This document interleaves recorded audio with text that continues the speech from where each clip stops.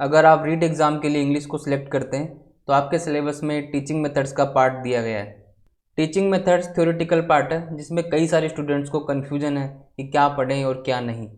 तो teaching methods की series में हम प्रीवियस ईयर क्वेश्चंस, कुछ इंपॉर्टेंट क्वेश्चंस और उनकी एक्सप्लेनेशन देख रहे हैं। टीचिंग मेथड्स की सीरीज़ का हमारा 4th वीडियो है। 3 वीडियोज़ में हमने टीचिंग मेथड्स के कई सारे इंपॉर्टेंट क्वेश्चंस डिस्कस किए हैं। अगर आप टीचिंग मेथड्स के इन वीडियोज़ को सीक्वेंस में देखेंगे तो आपके लिए ज़्यादा यूज़फुल रहेगा। टीचिंग मेथड्स की प्लेलिस्ट का लिंक आपको ऊपर आई बटन पे मिल जाएगा, वहाँ क्लिक करके आप सभी वीडियोज़ पर पहुँच सकते हैं।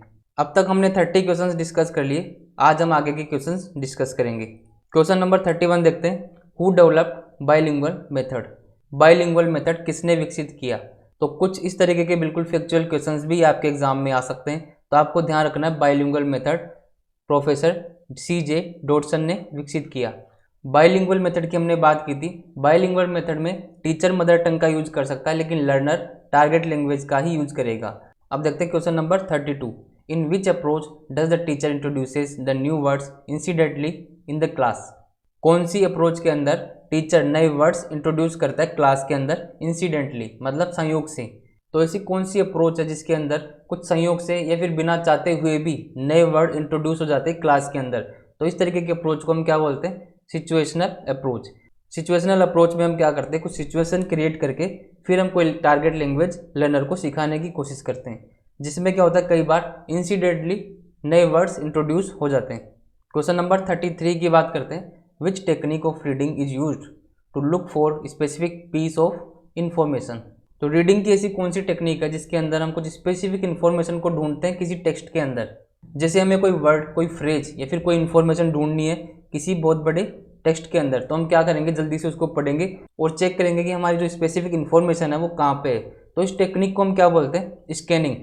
हम क्या करते हैं, फटाफट से स्कैन करते हैं पूरे डॉक्यूमेंट को और जो इन्फॉर्मेशन हमें चाहिए वो वहाँ से हम निकालने की कोशिश करते हैं फटाफट उसको देख के। अब क्वेश्चन नंबर 34 की बात करते हैं। Which test is conducted in order to find out the students learning regarding the discrimination of sounds? ऐसा कौन सा टेस्ट है जो स्टूडेंट्स की साउंड में अंतर करने की लर्निंग को चेक करने के लिए किया जाता है? डिस्क्रिमिनेशन मतलब डिफरेंस या अंतर। तो जब साउंड्स की बात आ गई, तो साउंड में अंतर की बात आ गई, तो कौन सा टेस्ट होगा? Listening test. लिसनिंग मतलब सुनने का टेस्ट। नेक्स्ट क्वेश्चन की बात करते हैं। Which is not the characteristic of a good text book? Characteristic क्या होता है? गुण। तो अच्छी टेक्स्ट बुक का इनमें से कौन सा गुण या कैरेक्टरिस्टिक नहीं है? तो हम बात करेंगे जैसे एडिक्वेट सब्जेक्ट मैटर, पर्याप्त सब्जेक्ट मैटर होना चाहिए, तो ये तो अच्छी बुक का एक कैरेक्टरिस्टिक है। बात करें सुटेबल स्ट्रक्चर, तो ये भी होना चाहिए, स्ट्रक्चर भी सुटेबल होना चाहिए, सुटेबल वोकेबलरी भी होनी चाहिए, लेकिन फ्रिक्वेंटली मिस स्पेल्ड वर्ड, बार बार आने वाले जो गलत स्पेलिंग वाले शब्द हैं वो गुड टेक्स्ट बुक का कैरेक्टरिस्टिक नहीं होता। तो क्या करेंगे? डी। अब नेक्स्ट क्वेश्चन देखते हैं। इन communicative teaching teacher promotes communication bye? Communicative teaching के अंदर टीचर कम्युनिकेशन को किसके द्वारा प्रमोट करता है? तो कम्युनिकेटिव टीचिंग का मेन मोटिव क्या होता है कि एबिलिटी टू कम्युनिकेट, कि आप वार्तालाप कम से कम कर पाओ किसी टारगेट लैंग्वेज के अंदर। तो इसमें क्या होता है, इसमें टीचर प्रमोट करता है कम्युनिकेशन किसके द्वारा? Creating situation. सिचुएशन क्रिएट करके आपको इंटरेक्शन करना पड़ता है, कन्वर्सेशन करना पड़ता है किसी पार्टनर के साथ या फिर किसी सिचुएशन के अंदर।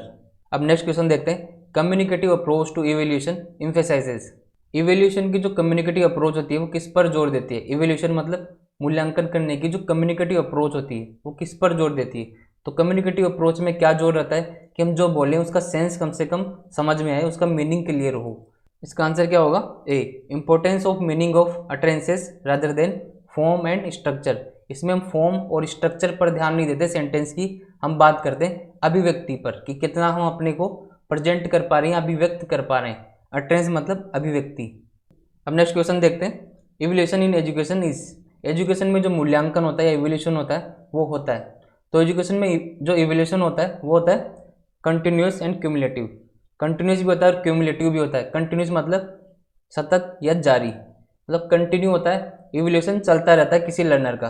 साथ ही साथ क्यूमुलेटिव, क्यूमुलेटिव का मतलब होता है संचयी, कि जो इवैल्यूएशन पहले हो गया वो भी आगे जुड़ता रहता है और उससे हम इवैल्यूएट करते रहते हैं।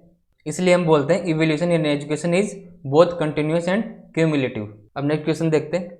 Blank is applied in order to choose a particular course for a particular class? तो ऐसा कौन सा प्रिंसिपल है जो क्या करता है, पर्टिकुलर कोर्स पर्टिकुलर क्लास के लिए सिलेक्ट करने पर जोर देता है। इसमें क्या करते हैं, जैसे कोई क्लास है उसका लेवल और स्टैंडर्ड के आधार पर हमें कोर्स सिलेक्ट करना है, तो इसमें क्या करेंगे, कौन सा प्रिंसिपल होगा, principle of selection. Principle of selection में हम क्या करते हैं, किसी लर्नर की एबिलिटी और उसके स्टैंडर्ड के आधार पर कोर्स सिलेक्ट करते हैं, तो आंसर क्या होगा, डी। अब नेक्स्ट क्वेश्चन की बात करते हैं। A language learner makes errors because. Language learner जो होते हैं वो गलतियां करते हैं क्योंकि। तो गलतियां करने का सबसे मेन कारण क्या रहता है कि लर्नर वो चीज़ नहीं सीख पाया, नॉलेज उसकी आधी रह गई, तो आंसर क्या होगा, the learner has acquired only partial knowledge of the language. Learner ने सिर्फ पार्शियल नॉलेज, आधी नॉलेज ही ग्रहण की किसी लैंग्वेज की। क्वेश्चन नंबर 41 देखते हैं। The use of teaching learning materials makes the activity of learning. Teaching learning materials जो होते हैं वो लर्निंग को बना देते हैं। कैसे बना देते हैं, ईजी एंड इंटरेस्टिंग। किसी टीचिंग लर्निंग मटेरियल्स की बात करें तो क्यों होते हैं, लर्निंग को इफेक्टिव, ईजी एंड इंटरेस्टिंग बनाने के लिए होते हैं, तो आंसर क्या होगा, डी। अब नेक्स्ट क्वेश्चन की बात करते हैं। Which technique of reading is use to get at the gist of the text.